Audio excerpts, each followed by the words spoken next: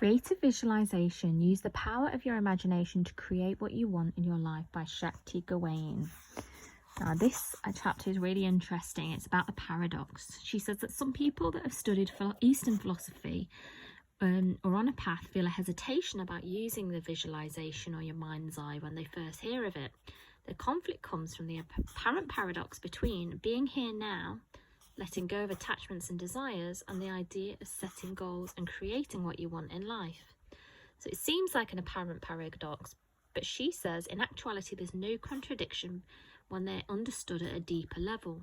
They're both important principles that must be understood and lived in order for you to become a conscious person. She said most people have become cut off from their awareness of their spiritual essence. We have temporarily lost our conscious connection with our souls and thus have lost our own sense of power and responsibility for our lives. In some inner way, we have a sense of helplessness. We feel basically powerless to make real change in our lives or the world.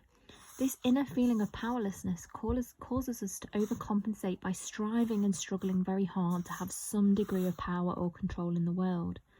So we become very goal-orientated. We become emotionally attached to things and people. So everything outside of ourselves, which we feel we need in order to be happy. We feel that there's not enough inside, that something's missing, and we become tense, anxious and stressed, continuously trying to fill that gap, trying to manipulate things out there in order to get what we want. So she says that that's a state of being that most people try and create from, but it doesn't work because we're looking for something outside of ourselves. She says, and this is when we begin to open up to a spiritual path. She says that when we come back to our spiritual essence, universal energy within us all, we can be restored to our spiritual power, and the emptiness inside us is filled up from within. And when we're coming out of this empty, grasping, manipulative condition that's outside of ourselves, the first thing we need to do is to just let go. We've got to relax, stop struggling, stop trying so hard, stop manipulating things and people to try and get what we want and need. In fact, stop doing so much and have an experience of just being for a while. And then when we do this, we discover that we're really perfectly okay. In fact, we feel quite wonderful just letting ourselves be and letting the world be without trying to change things. And this is all about what the Eastern traditions of being here now and the Buddhist philosophy means by letting go of attachment. So it's the same concept to the Christian concept, God's will be done. So it's allowing our egoic desires to just dissolve, and it's a freeing experience of just being. She says once you have begun to experience this more and more often, you're opening up the channel to your soul, and sooner or later a great deal of natural creative energy will begin to flow through you, because you're allowing this divine flow, right? You're not kind of trying to search for it outside yourself.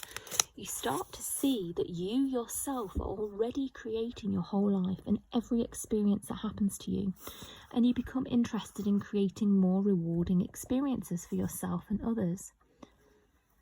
You begin to want to focus your energy towards the highest and most fulfilling goals that are real for you at any given moment. You realise that life can be basically good, abundant and often fun, and that having what you truly want without struggle and strain is part of your natural birthright as a function of just being alive. So it's easy, it's effortless, it's everything that all the teachers talk about. Is we don't strive, there's nothing we need to do to access the things we want, and that's so freeing. This power is already within, and we only access that power when we're still. This is the time when creative visualization can become a most important tool. Here is a metaphor that I hope will make it even clearer. Let us imagine that life is a river. Most people are clinging to the bank, afraid to let go and risk being carried along by the current of the river. At a certain point, each of us must be willing to simply let go and trust the river to carry us along safely. At this point, we learn to go with the flow, and it feels wonderful. Once we have become accustomed to being in the flow of the river, we can begin to look ahead and guide our course onward, deciding where the course looks best, steering the way around boulders and snags, and choosing which of the many channels and branches of the river we prefer to follow, all the while still going with the flow. This metaphor shows us how we can accept our lives here and now, flowing with what is, and at the same time guiding ourselves consciously towards our goals by taking responsibility for creating our own lives. So that's the paradox. It's allowing this divine flow, but when we know that we are everything and there's nothing that we need to do in order to access this power, it's like a river that flows through us all the time. We can just guide the river, just like you would just sort of steer a boat along a river. Remember too that creative visualization is a tool that can be used for any purpose, including your spiritual growth.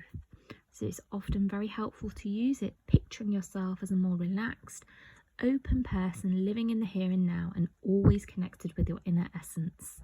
May you be blessed with everything your heart desires.